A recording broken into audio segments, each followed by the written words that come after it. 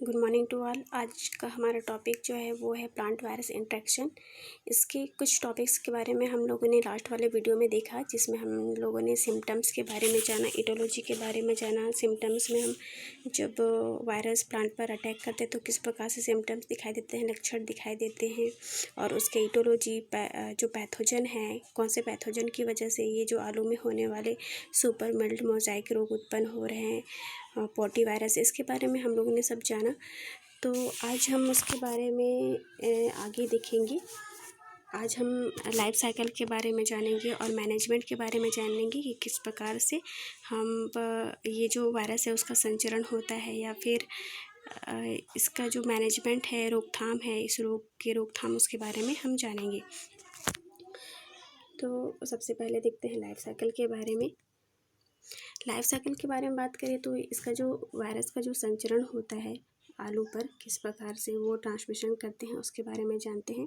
तो ये जो आलू में ये जो होने वाला रोग है, सुपर मिल्ड मोज़ाइक रोग, ये क्या करते हैं, ये रस के माध्यम से अपना संचरण करते हैं। रस के माध्यम से संचरण करने का मतलब है कि जब आलू को स्टोरेज करके रखा जाता है, ठीक है, तो उसमें कुछ संक्रमित आलू भी होते हैं, ठीक है। संक्रमित आलू रहेंगे। संक्रमित आलू से क्या होगा कि जब संक्रमित आलू स्वस्थ आलू के संपर्क में आते हैं तो क्या होता है, वो स्वस्थ आलू भी संक्रमित हो जाता है। और हम जानते हैं कि ये जो आलू है उसमें ही पैथोजन जो है उत्तरजीवी रहते हैं, ठीक है, सर्वाइव करते हैं आलू के कंदों पर ही। जब यही कंदे स्वस्थ आलू के संपर्क में आते हैं तो रोगों का संचरण हो जाता है, वायरस का संचरण हो जाता है, ठीक है। तो हम देख सकते हैं कि आलू कहाँ होते हैं, कंदों पर भी सर्वाइव होते हैं। जिससे क्या होता है, जब दो आलू एक दूसरे के टच में आते हैं तो क्या होता है, वायरस का संचरण हो जाता है। जब यही आलू को क्या करते हैं, नेक्स्ट ईयर हम जब बोते हैं, ठीक है, कंदों को जब हम नेक्स्ट ईयर बोते हैं तो क्या होता है, फिर से हमें रोगी पौधा ही प्राप्त होता है, ठीक है। इतना समझ में आया। आगे देखते हैं किस प्रकार से संचरण होगा। जब बीज बोने से पहले क्या करते हैं कि आलू के कंदों को ही बीज के रूप में उपयोग किया जाता है। जब इन आलू को चाकू या छुरी से काटा जाता है बोने के लिए, ठीक है, तो आई वाले जगहों पर काटा जाता है, वहीं से उसका बडिंग निकलता है, अंकुरण होता है। तो जब इन चाकू से इनको काटा जाता है तो संक्रमित आलू को काटने के बाद, जब संक्रमित आलू को काटते हैं तो क्या होता है, चाकू या छुरी से काटते हैं तो उसका कुछ वायरस की मात्रा जो चाकू या छुरी में चिपक जाते हैं। जब उन्हीं चाकू से स्वस्थ पौधे को स्वस्थ वाले आलू को जब काटा जाता है तो फिर उसमें कुछ वायरस का संक्रमण हो जाता है, ठीक है। तो इस प्रकार से हम बोल सकते हैं कि जो हम चाकू छुरी काटने के लिए यूज़ कर रहे हैं उनके माध्यम से भी वायरस का संक्रमण हो रहा है। आगे कैसे संक्रमण होगा, ठीक है। आगे हम देखते हैं कि ये जो संक्रमण है ये हवा की झोंकों के माध्यम से भी संक्रमण हो सकता है। कैसे, हम जानते हैं कि एक खेत में दो प्रकार की फसल होंगी, ये तो संक्रमित होंगी और एक स्वस्थ होंगी। जब ये स्वस्थ और संक्रमित पौधे आपस में एक दूसरे से संपर्क में आएंगे तो दोनों के बीच में घर्षण की क्रिया होगी, रगड़न होगा, तो क्या होगा, वायरस जो कि फैलते हैं, संक्रमित होते हैं, तो फिर वो रगड़ने के कारण क्या होगा, स्वस्थ पौधे में भी उसका प्रभाव दिखेगा। आगे देखते हैं आगे कैसे संक्रमण होगा। कृषि यंत्रों के माध्यम से, कृषि यंत्र, ठीक है, कृषि यंत्र का उपयोग हम जानते हैं कि कहाँ पे होता है, जुताई के लिए किया जाता है, या फिर फसलों को हम काटने के लिए, निकालने के लिए भी इनका प्रयोग होता है, जानवरों का उपयोग किया जाता है। तो जब इनका उपयोग एक रोगी वाले खेतों पर उपयोग किया जाता है, उसके बाद इन्हीं यंत्रों का उपयोग स्वस्थ खेतों पर किया जाता है, तो कुछ मात्रा में मिट्टी यंत्रों पर चिपक जाते हैं और स्वस्थ खेतों में जाने के कारण वहाँ पे उसकी मिट्टियाँ चली जाती है। तो ये जो पैथोजन है कुछ मात्रा में मिट्टी में भी उपस्थित होते हैं, जिनके कारण इनका संचरण हो जाता है। किसका संचरण होता है, वायरस का संचरण हो जाता है।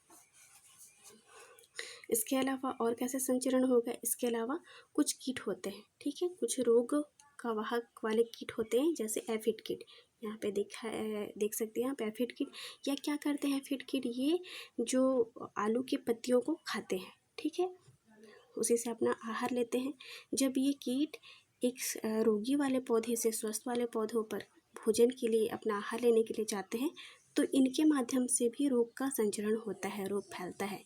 ठीक है, रोगी पौधे से जब स्वस्थ पौधे में जाएंगे, ठीक है, फिर स्वस्थ पौधे से रोगी पौधे में जाएंगे। इस प्रकार से क्या होगा, रोगों का वहन होगा या फिर जो रोग है वो फैलेंगे। अब क्या तो इतने जो प्रकार थे, इसके माध्यम से रोगी पौधा से स्वस्थ पौधा में संचरण होता है वायरस का या फिर फैलता है। तो ये हो गया उसका लाइफ साइकिल। ठीक है, आगे देखते हैं हम इसका मैनेजमेंट कैसे करेंगे।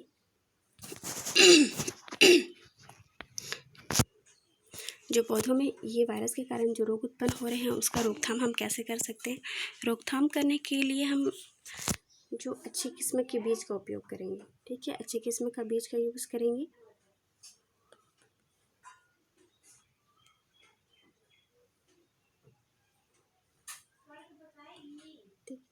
अच्छे किस्म का बीज का यूज़ करेंगे। यहाँ पे हम प्रमाणित बीजों का यूज़ करेंगे। हम रोगग्रस्त जो बीजें होते हैं उनका उपयोग नहीं करेंगे। इसके अलावा हम जो है आलू के खेतों पर निरीक्षण करेंगे।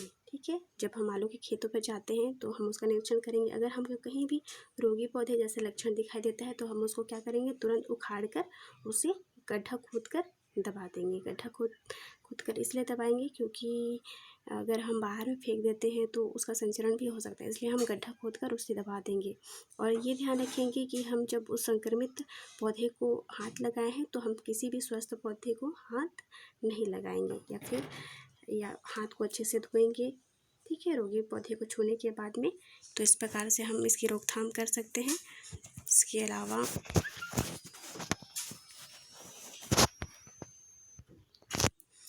अलावा हम कैसे और ध्यान रख सकते हैं।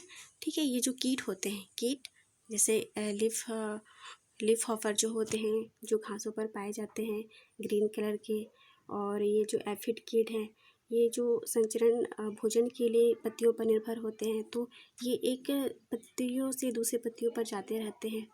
तो ये इस प्रकार से संचरण करते हैं वायरस का। तो इनके लिए हम कीटनाशक का छिड़काव कर सकते हैं। ठीक है, कुछ कीटनाशक आते हैं जैसे कि थीमेन-10,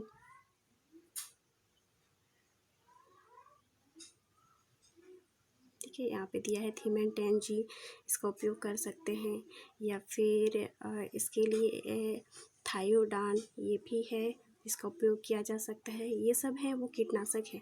ठीक है, इसका उपयोग किया जा सकता है। इसके अलावा और क्या करेंगे, इसके अलावा जो जब आलू परिपक्व हो जाते हैं तो हम क्या करेंगे, उसकी कांदों वाले भाग को छोड़कर हम उसकी ऊपरी पत्तियों को क्या करेंगे, काट कर निकाल देंगे और कांदों को छोड़ देंगे। ऐसा करने से क्या होगा कि ऐसा करने से आलू में जो मोज़ाइक रोग उत्पन्न हो रहे हैं वो कम हो जाएंगे। हालांकि थोड़ी पैदावार इसमें कम देखने को मिलती है। ठीक है, तो ये था हमारा सुपर मिल्ड मोज़ाइक वायरस के बारे में, जिसका लाइफ साइकिल और मैनेजमेंट हम लोगों ने देखा।